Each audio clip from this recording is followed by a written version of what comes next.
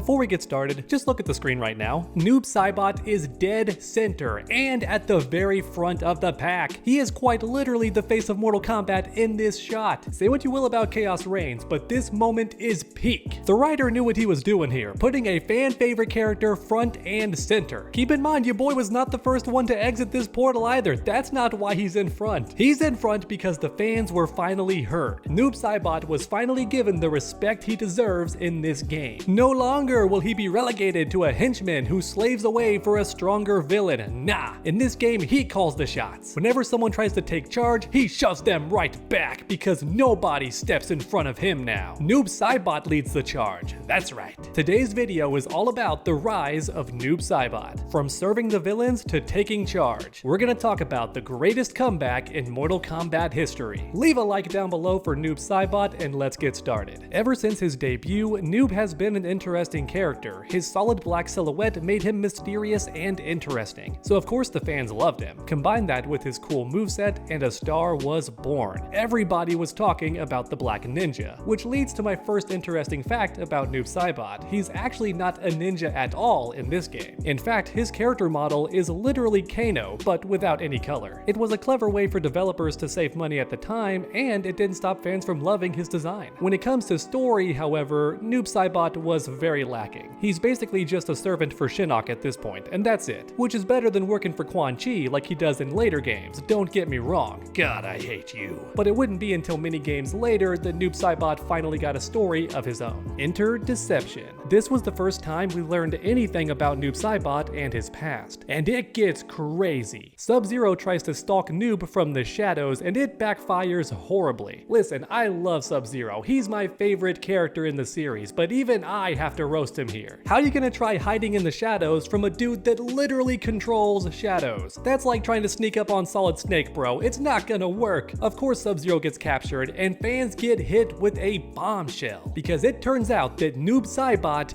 is Sub-Zero's brother.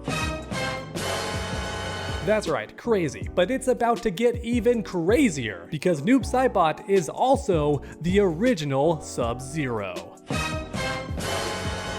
That's right, the character you played in the very first game, that was him back then, and this is him now. Yeah, this ending is crazy, but it's not done yet, because without any hesitation, Noob Saibot rips his own brother in half. Yeah, this was nuts, and it blew my mind as a kid. How can you kill your own brother like that? Well, the answer is actually simple. Noob Saibot is a wraith, and they don't have any morals at all. Anything good in him died along with Bi-Han. What's left of him now is a monster bent on world domination and nothing more. Yeah, Noob Saibot is metal. Fast forward to Armageddon. Many of the character endings in this game are lackluster, and Noob's ending is similar. I wouldn't call it bad, but it's nothing great either. He basically has an inner battle with his former self, and this results in an entirely new personality being born, which would have been interesting if this game had a sequel, but it doesn't because the series got rebooted. However, even so, I think this ending laid the groundwork for Mortal Kombat 1, because what happens in that game is somewhat similar. But oh boy, now we come to the low point. Until Mortal Kombat 1, Netherrealm did ya boy dirty. He's basically a glorified punching bag in these games. Now don't get it twisted, his design and gameplay are still amazing in these games, but story-wise, he sucks. In Mortal Kombat 9 alone, Noob Saibot is one of the biggest losers. He only exists to get completely dusted by the heroes, and I'll allow my good friend the Fourth Snake to explain.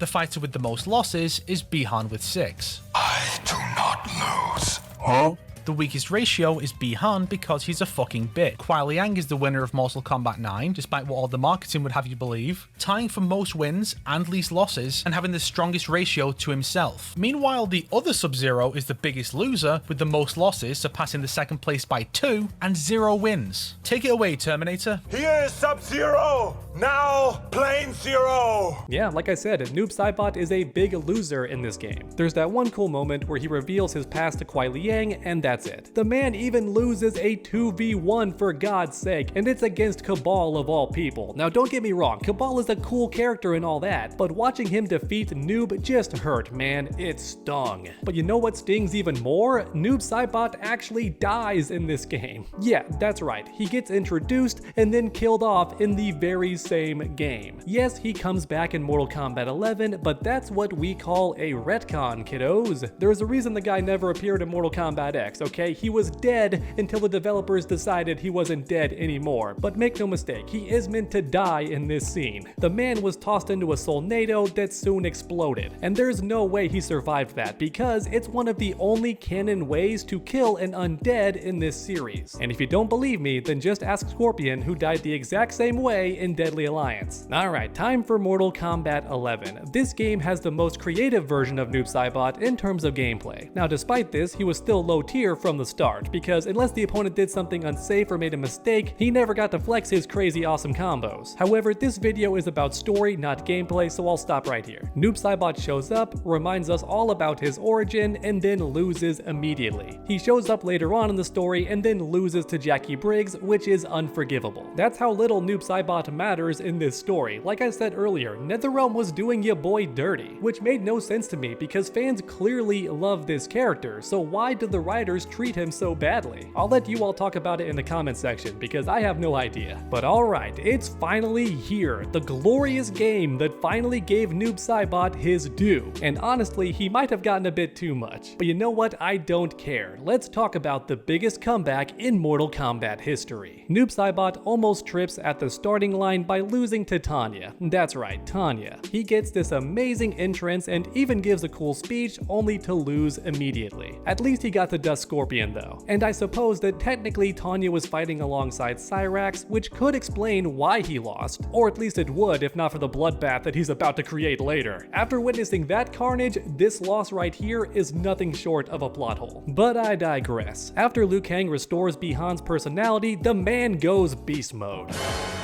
I'm not joking, the man is straight up speedrunning this game. Just look at how quickly he defeats Garrus. What was that, about 5 seconds? It took 3 top-ranking warriors to beat this guy last time, and Noob is out here doing it all by himself. He looks kinda dumb at one point getting tricked by his own move, but that ice clone is overpowered, so can you really blame him? Oh, and did I mention that Noob Saibot killed his own brother in front of his brother? It's from a different timeline, but still, that's Kuai Liang getting murked, and Noob did it in front of his own Kuai Liang's face. Yeah, this is savage. Give Noob Saibot the most savage warrior award because he's earned it. Okay, but what follows next is the craziest power-up I have ever seen in the series. If you thought Jackie defeating Cetrion was nuts, nah, she had the crown as a power-up and also did not technically win. Cetrion gets right back up. So this next fight tops that. In fact, it takes a steaming dump on it because Noob Saibot proceeds to defeat Titan Havoc. That's right, a Titan. For anyone not aware, they're above Elder Gods. Kronika says so herself in Mortal Kombat 11. Which means that Noob Saibot is stronger than an Elder God in this game. And it does not get walked back. Havoc does not get up like Cetrion did. No. He stays on the ground and gets ripped apart over and over again until he can't regenerate anymore. That's insane. I don't care who you are. This is peak Noob Saibot right here. He will never reach these heights again. Now sadly, this moment is short-lived because Liu Kang betrays our boy, trapping him in time before locking him away inside a magic coffin. You hate to see it, but hey, there's one silver lining here. Liu Kang ducked the fight. That's right, he ran away. His lackey Garrus had to step in. It's possible that Liu Kang knew he was cooked, and that Noob Saibot would wreck his man bun, because Titan Havoc whooped Liu Kang earlier, only to lose against Noob Saibot, and that's after he got powered up by the Kami Dogus. Yeah, Noob Saibot is unrivaled in this game. Nobody can step to him, which is maybe why Liu Kang didn't even try to fight the dude. But guess what? I'm not done just yet, because get this. There's a rumor that Mortal Kombat 1 is cancelled, and it's possible the next game is gonna undo this entire new timeline and go back to the old ways. So just keep that in mind real quick, because in the arcade endings, Noob Saibot escapes that coffin and apparently kills Liu Kang. Yeah, and the writer himself said these arcade ladder endings are are canon, with the exception of guest characters, of course. But for everyone else, these endings are canon. So if we don't get a sequel that says otherwise, then that means Noob Saibot ended this new series by killing Liu Kang, the man who literally created this entire new timeline himself. Hear me now, there will never be a bigger glow up than this in Mortal Kombat history. Noob Saibot will forever have the greatest comeback in Mortal Kombat history. Oh my god, my voice is almost gone. I got way too hyped for this video. Thanks for watching everyone, and I hope you enjoyed. Here's the script in case you just want to read it. I'm really proud of this thing. I drummed it up in like 1 hour because I was just too excited to talk about Noob Saibot. I loved making this video. And hopefully you all watching enjoyed the video too. Make sure to come back next time, and as always, stay underdogs.